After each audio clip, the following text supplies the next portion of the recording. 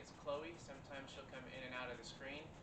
I'm showing you some exercises today in my backyard, but this one I'm going to show you some different exercises you can do while sitting in a chair. Now, my chair happens to be kind of a bar stool height, and that's okay. It doesn't have to be a high chair like this. I do find that it works a little bit better if it's a little higher chair, because that way you've got a little bit more movement available to you in your legs. But we're just going to do about somewhere between 7 and 10 minutes worth of exercise.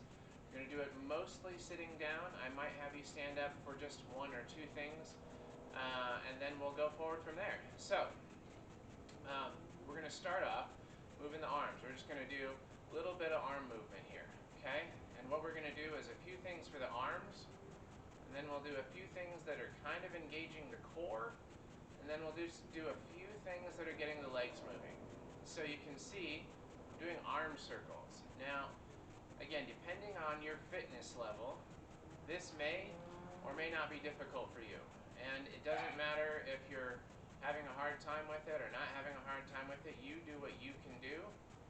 You're going to hear me say that a lot in these different videos. You do what you can do.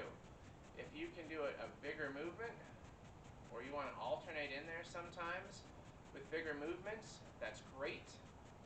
If you want to do faster movements, that's fine. It's going to fatigue you faster. If you want to do slower movements and just kind of keep them up there, that's fine too. If you have a shoulder problem, you might do it down here. Or if you're just fatiguing, you can drop your arms down low and do it lower as well.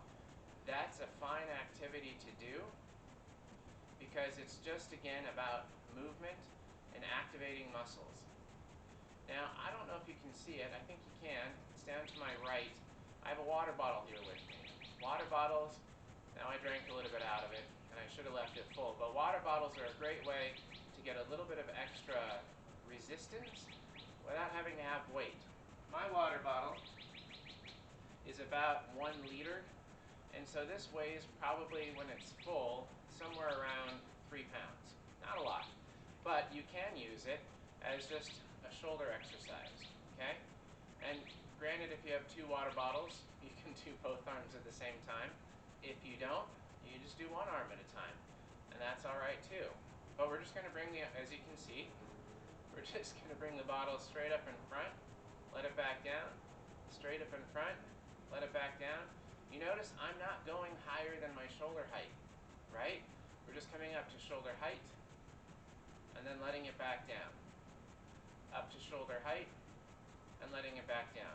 And again, I'm not doing it fast. I'm doing whatever pace feels good for me for right now. And it could be faster if I wanted it to be. I'm just going to get more repetitions in there. I promise you that if you go slow, and you pause, and you go slow back down, you're still going to get a pretty darn good workout out of this. You might get more repetitions if you go faster, but more is not necessarily better. As with so many things, it's quality over quantity. I almost said that backwards. It's quality over quantity. I'm going to switch arms just so I keep myself balanced.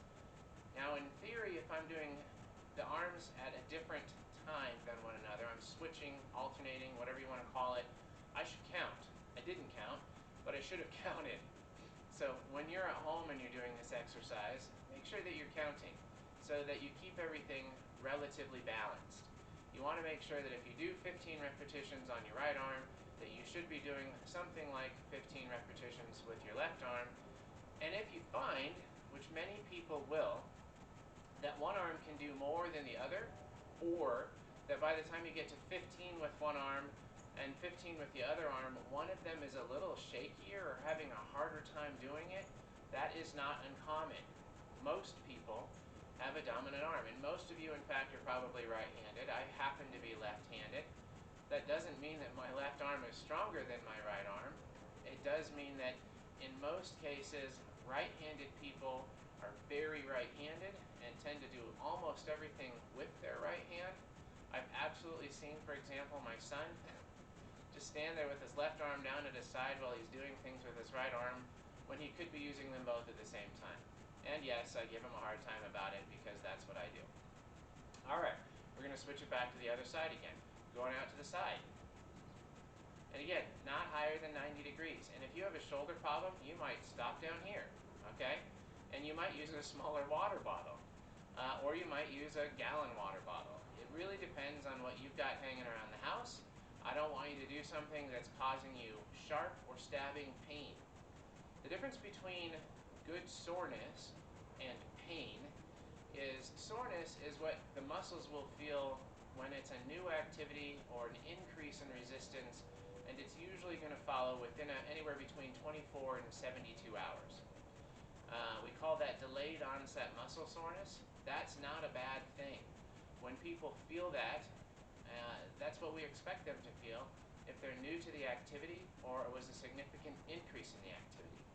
If they are getting a pain while doing the exercise, and especially if it feels like a knife is kind of stabbing you in the area, I switched arms, in the area where you're doing the exercise, then you're probably doing something that's a little bit more than what is appropriate for you at the time.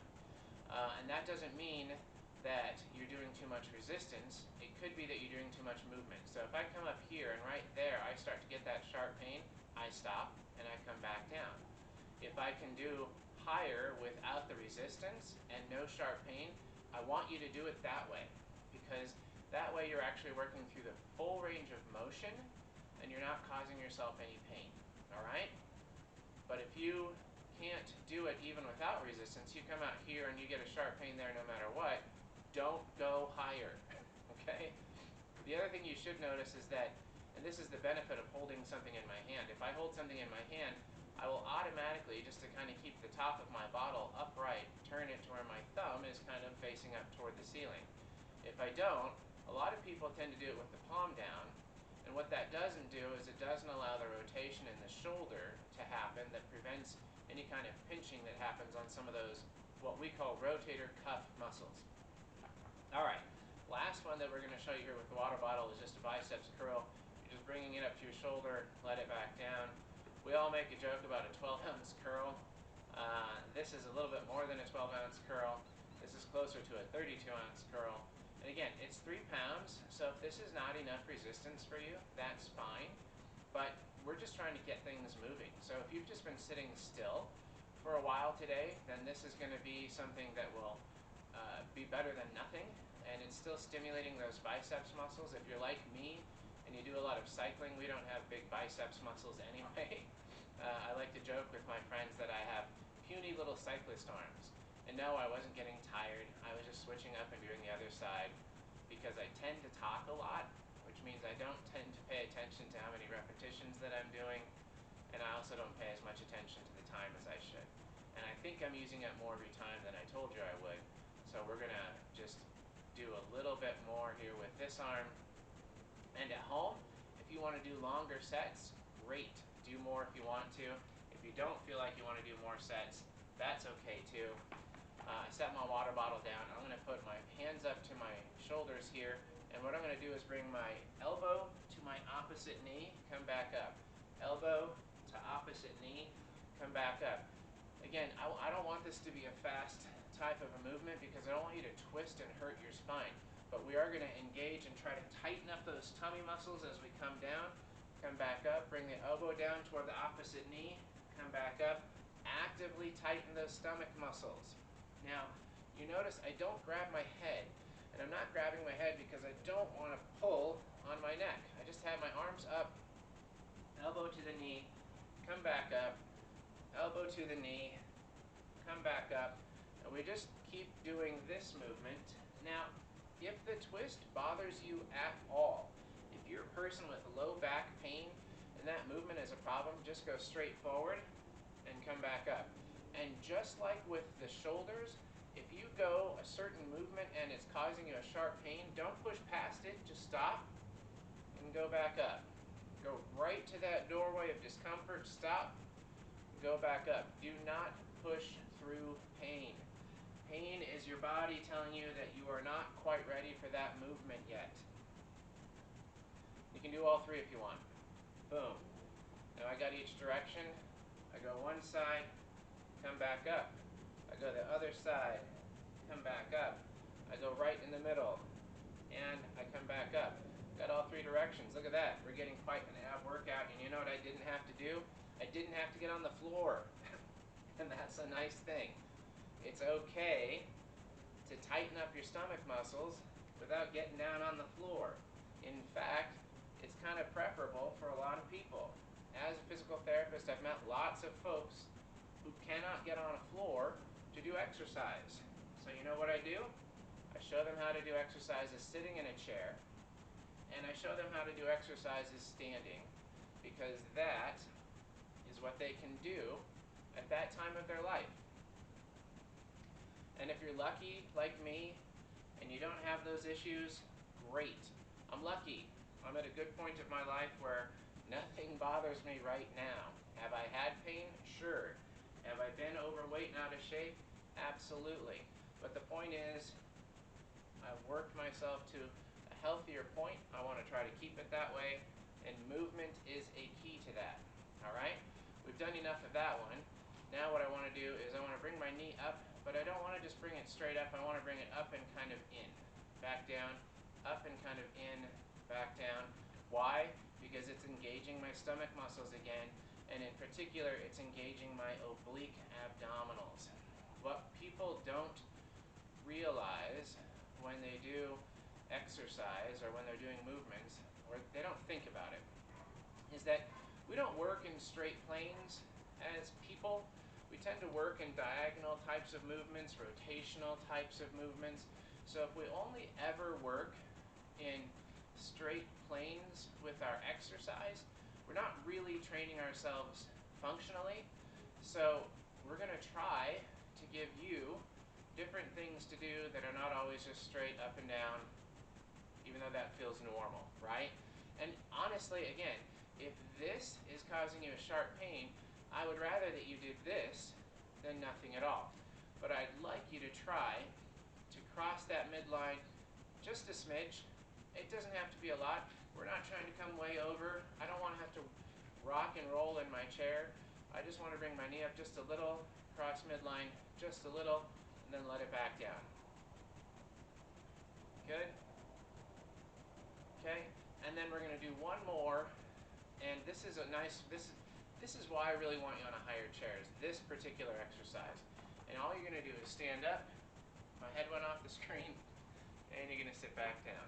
Now, if you know where that chair is, you don't have to reach back to it, but if you don't trust your chair for whatever reason, and please don't do this in a chair with wheels, sit back and put your hands on the seat.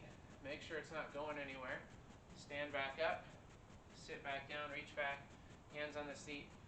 And what the nice thing is about the reaching back is it makes you kind of lean your body forward and stick your butt back, which makes it a good squat movement.